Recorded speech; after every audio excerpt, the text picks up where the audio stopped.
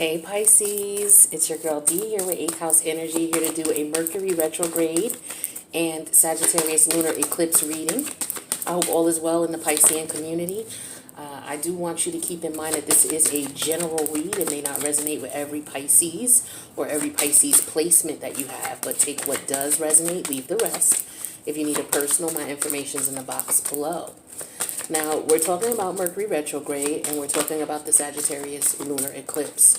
Why are we talking about them both together? Because the Mercury retrograde is in the sign of Gemini, and the Sagittarius lunar eclipse is in the house of Sagittarius, right? So if you know anything about astrology, you know that Gemini is the opposite polarity of Sagittarius, meaning that on a chart, it's the opposite end.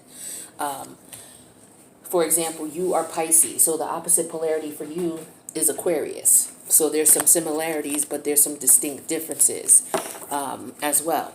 So what we're going to do is we're going to look at how the Mercury retrograde in Gemini will affect you, or could affect you, and how the Sagittarius lunar eclipse could affect you as well. So Mercury is in Gemini. Mercury will be in full retrograde on May 29th. And it will be in retrograde until June 22nd. Please keep in mind, anytime a planet goes into retrograde, there's a pre-shadow period, which is 2 weeks prior to the May 29th date. So that would have been around the 15th or the 16th of May is when those Mercury retrograde energies could be felt. And then we have a post-shadow period. So the Mercury retrograde ends on June 22nd. However, we can still feel the energies up to 2 weeks after, which would lead us to right around the 4th of July or a day or two after. So in totality, as far as time frame, when you can feel these Mercury retrograde energies, it would be anywhere from the 15th of May through to like the 6th of July. Okay, so with Mercury in Gemini, well, first of all, Mercury is the planet of communication. It's the planet of processing communication. It's in Gemini. Now, Gemini rules the house of communication, of course. Gemini is ruled by Mercury, so it's at home here. But Gemini rules your immediate environment, like where you grew up as a kid. It also deals with your immediate environment as far as your neighborhood. It deals with local travel, whether it's to the supermarket or cross country. The flip side, the opposite energy of Gemini is Sagittarius. So Sagittarius deals with foreign travel, where, Gemini deals with local travel, right? Gemini deals with your formal education when you were a kid, your kindergarten, pre-K, grade school, high school, and local college energy, where Sagittarius on the opposite ends deals with higher education, which is like your masters and your PhDs, right? Gemini deals with the processing of communication as far as what you've learned in your formative years, where Sagittarius deals with the philosophy you have come to know in your adult life. And it also deals with spirituality and or religious beliefs. Sagittarius also deals with wisdom, right? So Sagittarius deals with the higher mind. Gemini deals with the logical mind, okay? So when we're looking at a chart here, whenever somebody pulls up a chart, like a natal chart, you're going to have 12, it's going to be a pie divided into 12 areas, because we have 12 areas of life. So each sign is in one of these houses. So you have every sign in your chart. So because you are a Pisces sun, what you're going to do is you're going to put Pisces in the first house. That's what you're going to do. No matter what your sun sign is, you're going to put it here in the first house. So if Pisces is here, then what comes after Pisces? What comes after Pisces is Aries. So Aries is in the second house. What comes after Aries is Taurus. Taurus is in the third house. And then what comes after Taurus is Gemini. So we're going to be looking at the fourth house, right? Because that's where Mercury is going to be in retrograde for you, Pisces. All right. And then after Gemini comes Cancer. After Cancer comes Leo. After Leo comes Virgo. After Virgo comes Libra. After Libra comes Scorpio. After Scorpio comes Sagittarius. So we're going to be looking at the 10th house because that's where the Sagittarius lunar eclipse is going to be. And if you notice, the opposite polarity of the number 10, when you draw a 12, a pi divided into 12, the opposite polarity of 10 will be 4. So no matter where Gemini falls on the chart, the opposite polarity of it will be Sagittarius. That's just how it works. Just like the opposite polarity of Pisces is Virgo, right? So it's a similar situation. So we're dealing with the 4th house here, which is your private life. Okay, what goes on based on your the nurturing figure in your home in your formative years. Okay, we're dealing with roots, heritage. Okay, and then we're dealing with the opposite polarity, which is your public life. So if the 4th house is your private life, the 10th house is your public life. The 4th house deals with what you deal with at home privately, as far as your personality and who you are. The 10th house deals with who you are professionally, your professional endeavors, your professional achievements, things that you have accomplished in reference to your career. So we're dealing with opposite polarities here, right?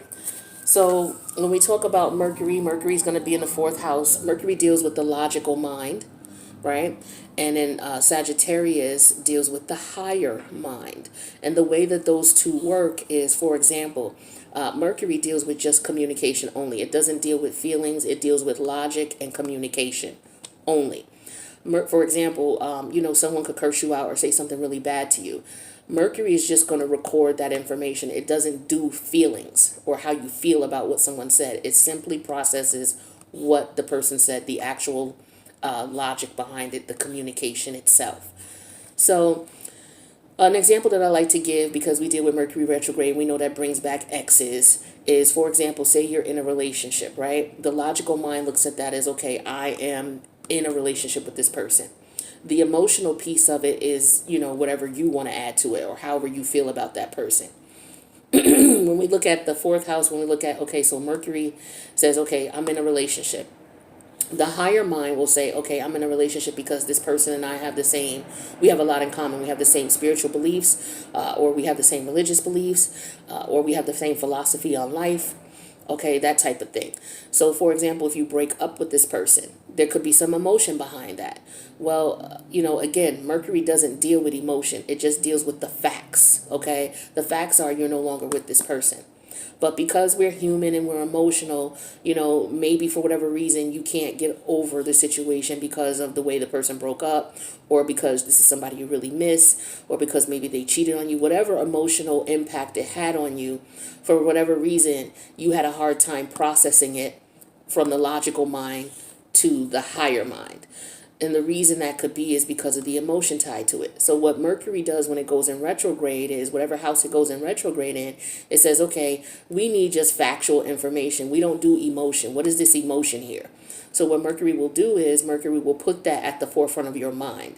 So whatever type of relationships that you've had, or regrets that you may have had in relation to your 4th house, may come to the forefront of your mind during the time of this retrograde. Again, the energies could be felt as early as May 16th and as late as July 6th. Right? So you may have feelings in reference to the 4th house. So those could be feelings about, maybe whoever raised you when you were a child, the nurturing figure, whether it's a mother, an adopted mother, an auntie, an uncle, grandma, grandpa, whoever you raised you, if you were raised in the foster system, that too. Okay? So however you were raised, your family roots, your lineage, your history, generational curses, all that type of stuff that went on in your family, in your bloodline. Also, it deals with what went on in the house in which you were raised in, or the houses you were raised in as a kid. And then it also deals with how you deal with what's going on in your house now as an adult. It also deals with where you live too, right?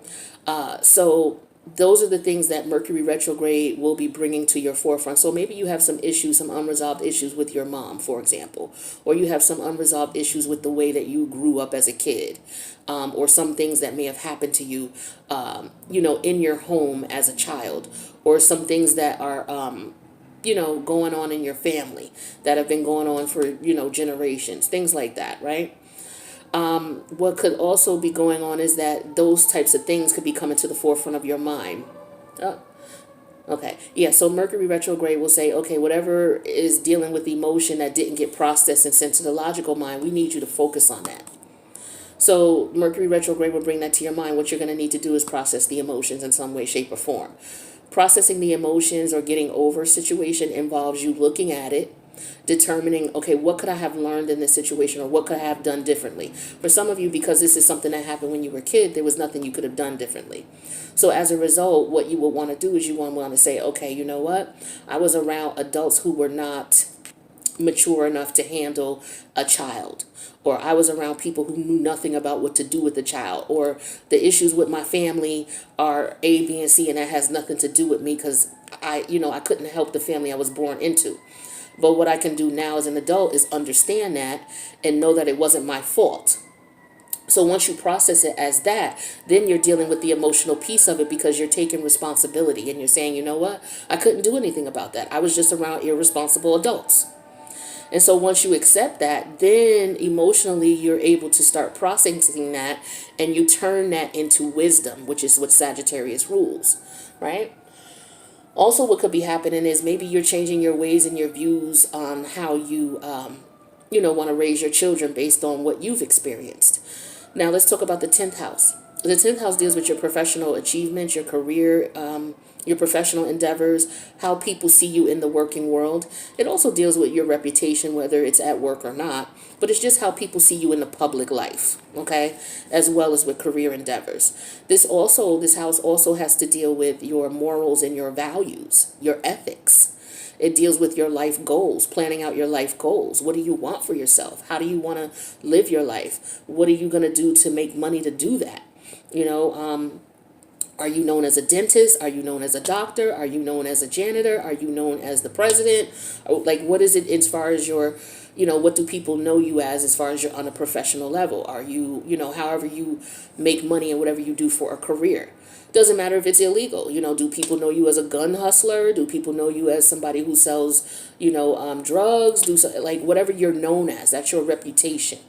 Okay, with the 10th house, what people know you as outside the world. This is what goes on with you privately.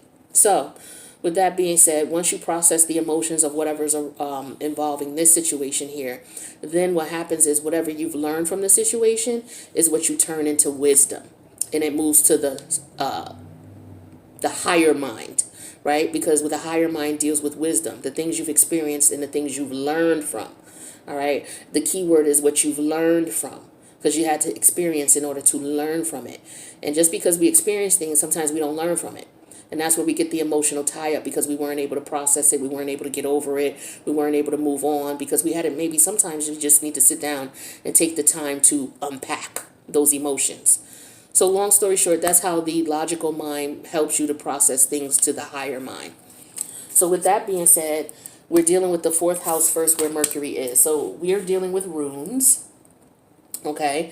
And the rune, this is a form of divination. It deals with symbols, and the symbols have specific meanings. So for your 4th house here, for your private life, we're dealing with the rune called Algiz. And at the top, you can see the pronunciation. You can see what it represents.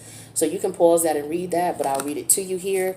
So it deals with refuge, protection, safety, sanctuary, guardians, trust, protection, summoning guardians, creating a safe space, building good instincts, safe and protected space, take advantage of natural defenses, allies with your best interests at heart, be alert and keep your wits. Now, doesn't that sound like family?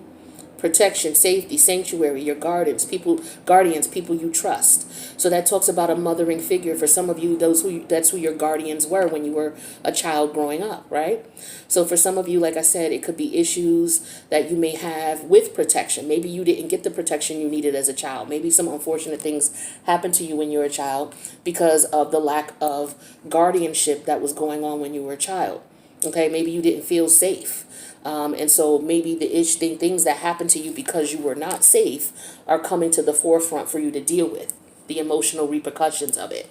We have that clarified with judgment. Yeah, major arcana judgment. Judgment has to do with power struggles. It's Pluto energy. Pluto deals with power control issues. So maybe there were some power and control issues going on when you were a child. Some unfortunate things could be maybe there was some type of abuse of some sort. Okay, and so that would be a power and control issue, because as a child you probably had very little control over, what the adults did and how they treated you. So for some of you, you may experience something like that, and so you may be dealing with that right now. That could be a worst case scenario. For others of you, it could just be power and control issues with the nurturing figure in your home or other family members. Maybe your family members are just too they just have too much of a say in your personal life, and maybe you're trying to get away from that. All right. So with the judgment energy here, we have the Six of Clubs. This is like the Six of Wands. So this is you being victorious over this. You being victorious over the power struggle that occurred in your formative childhood years. It could be with the mother or whoever raised you. Or it could just be other family members that you have that issue with. So if that's something that you did not emotionally process, that's going to be coming to the forefront of your mind. Okay. Now, when we deal with the opposite energy, the Sagittarius energy here, we're dealing with the lunar eclipse. Lunar is the moon. Now, the interesting thing is the fourth house is ruled by the moon. Okay. Cancerian energy. So we're dealing with a lot of emotion and feeling here on both sides of the opposite sides of the polarity. Now, the lunar eclipse allows you to process those emotions and feelings that no longer serve you, that you've been holding in about the situation, because indeed they no longer serve you. That is why Mercury is bringing it to the forefront, to make you think about it so that you can process those emotions and take the wisdom out of it. So the lunar eclipse is going to help you with that, because lunar eclipses eclipse out negative emotions, negative intuitive energies in relation to what you've experienced. So when we're talking about in the 10th house here, we're looking at the energy of Iwas. Here's the symbol here. Iwas. And here is the card. Here's the definition of what Iwas is, what it relates to, okay, what it has to deal with. So I'll read it to you here. So it has movement. It says the theme is horse, movement, travel, journey, trust, ally, transportation, shamanic journeys, move ahead, mindful progress, building harmony, intentional forward movement, balance between rider and mount, travel between the physical and spiritual realms, a trusted ally, steed. And then we have that clarified with the Page of Cups. So I feel like for some of you, what may be going on with your professional career, if you're having issues with your professional career, it could have a lot to do with what you experienced as a child, and your reputation. We're dealing with reputation as well with the 10th house. So say, for example, here's a really dark scenario, but this could be what some people are dealing with. So as a child with the Page of Cup energy, as a child growing up, you may have been in a situation where you were abused in some sort of way. And as an adult, you may have grown up and you may have continued that generational curse, because we're dealing with the fourth house that deals with generational curses, roots, your foundation, things that went on in your bloodline. So for some of you, you may have grown up where you were physically abused. It could be other types of abuses, but we'll do this one, physical abuse. So maybe because you did not deal with the unresolved issues of it, maybe you didn't seek counseling or anything like that. Not that they're, not blaming you or anything like that, but maybe, you didn't have an idea of how much it would impact you later on in life by, maybe not sorting those feelings out or actually dealing with them in a manner in which will allow you to not be abusive to your children. So that could be what's going on right now. So maybe you're in a situation where people know you as someone who abuses your children, or you've abused your children, because the 10th house is all about reputation. And so that could be a situation that's going on for some. For others of you, it could be, just known what your family is known for. So maybe your family is they're known as bakers. This is what you were born into. You have, your family may own a chain of bakeries throughout the community. And say as an adult here, maybe your family's trying to force you to go into the business and maybe you don't want to. Maybe you want to do something different. And so as a result, there could be some conflict or of emotion there because the family could be pissed at you because you don't want to carry on the tradition. But yet at the same time, that's not what's true to you. That's not what's true to your heart. So there could be that type of scenario going on. Just to name two very different type of scenarios that you could be facing dealing with the energies of the 4th and the 10th house. So for some of you, you could be looking back at your children now. You could be having children. Maybe some of you, because of the way you were raised, you don't want children. Okay, so maybe people are looking at you like you know, you have a reputation of someone who doesn't have children. But this card talks about travel. So it could be mental travel because, you know, Sagittarius, it deals with foreign travel, but it doesn't necessarily have to be physical travel.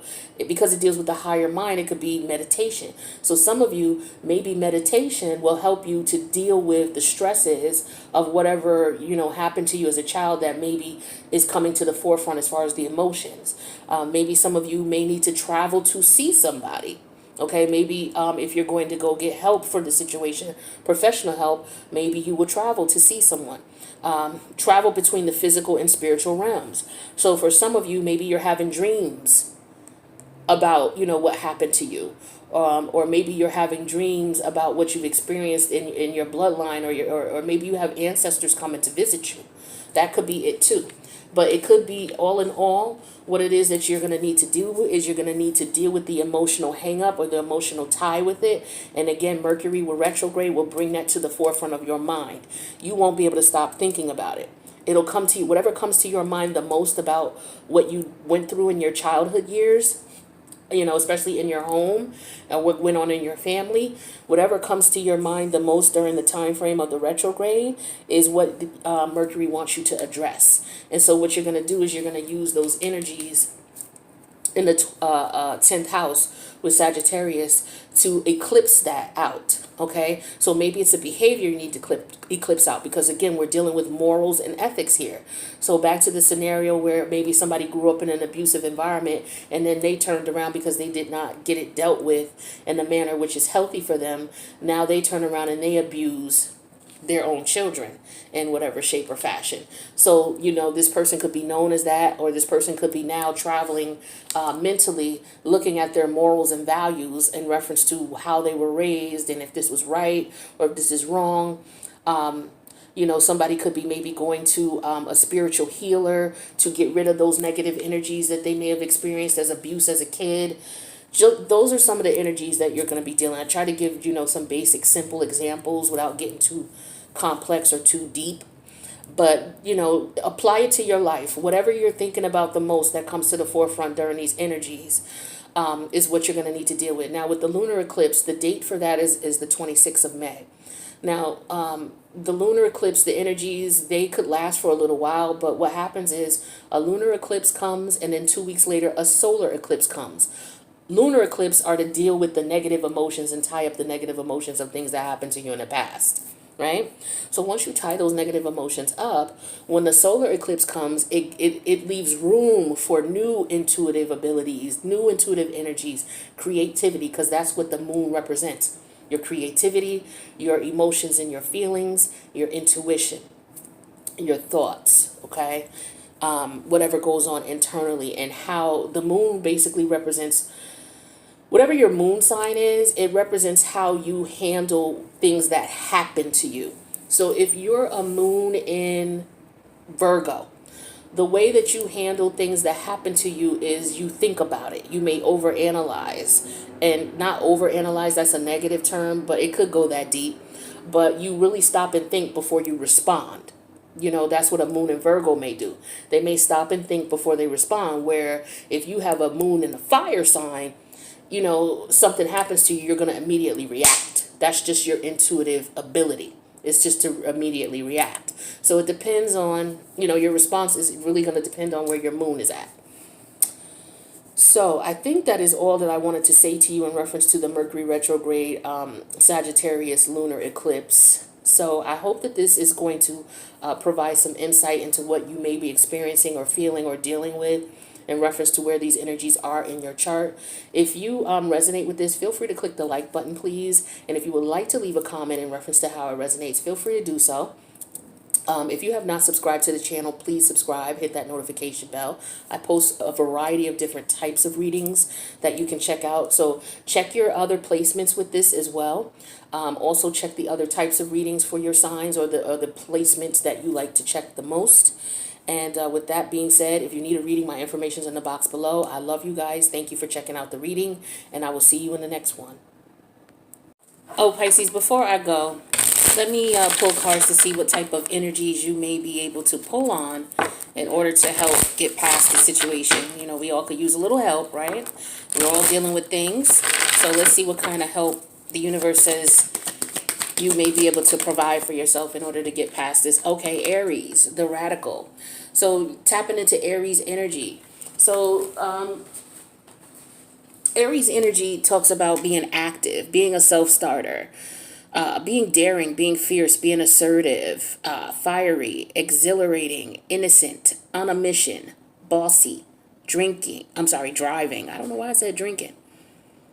Maybe some of you are drinking as a result of, you know, the energies that you may have pent up. But driving, sparky, courageous, selfish, macho, impulsive, argumentative, competitive. So this could be some of the energies that you were dealing with, or some of the energies you may need to implement into yourself now. For some of you, you may need to be more assertive. You may need to be more of a self-starter. You may need to assert yourself a little bit more. That could be what's going on for some of you here. I'm just looking at the card again here.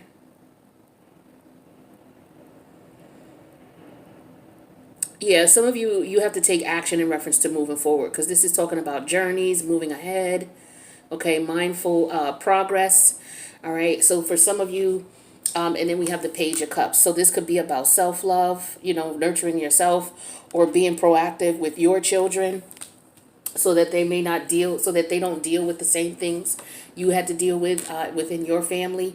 Maybe you didn't feel protected or weren't protected by the elders in your family at the time. Maybe you didn't feel safe. Maybe some things happened to some of you, okay, as a result of that. And then we have Judgment here in the Six of Wands. So maybe some of you are...